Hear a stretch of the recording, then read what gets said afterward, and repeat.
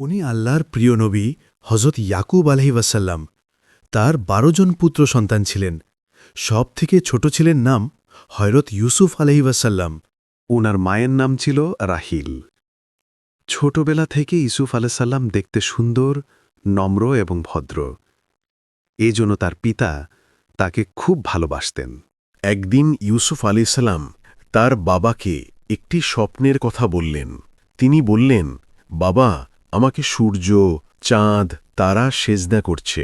ছেলেকে এই স্বপ্নের কথা তার ভাইদের বলতে নিষেধ করল এবং বলল, বাবা, এটি কোনো সাধারণ স্বপ্ন নয়, এটি ভবিষ্যতের শোনো নিদর্শন। ইউসুফ, তুমি তোমার এই স্বপ্নের কথা কাউকে বলবে না। আল্লাহ তোমাকে সম্মান দিবেন। আমাদের বাবা শুধু ইউসুফকেই ভালোবাসেন, আমাদের তো তেমন ভালোবাসেন না। আমরা মাঠে খেলতে যাব, ইউসুফকে আমাদের সঙ্গে যেতে দিন, আমরা তাকে দেখব। আমি ভয় করি কোনো বন্য জন্তু যেন তাকে না খেয়ে ফেলে। আজকের পর তোমরা ইউসুফকে কখনো খুঁজে পাবে না। Come on, let's go play in the secluded field. It will be great fun. Look, there it is. Let's go.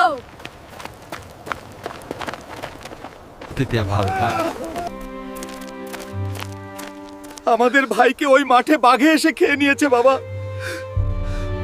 কিছুক্ষণ পর ওই মাঠের ভিতর দিয়ে একটি কাফেলা বাণিজ্যের উদ্দেশ্যে যাচ্ছিল। তাদের পানি পান করার প্রয়োজন ছিল।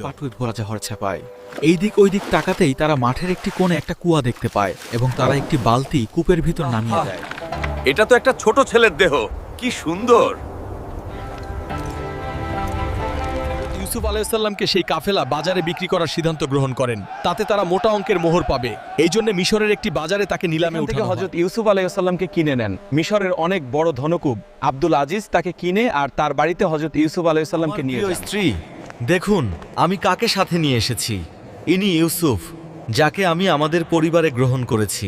আজিজ তার স্ত্রী জুলেখাকে বললেন, এই ছেলেটিকে ভালোভাবে রাখো, হয়তো আমাদের উপকারে আসবে, অথবা আমরা তাকে দত্তক সন্তান বানাবো। ইউসুফ মিশরের রাজপ্রাসাদে বেড়ে উঠতে থাকেন।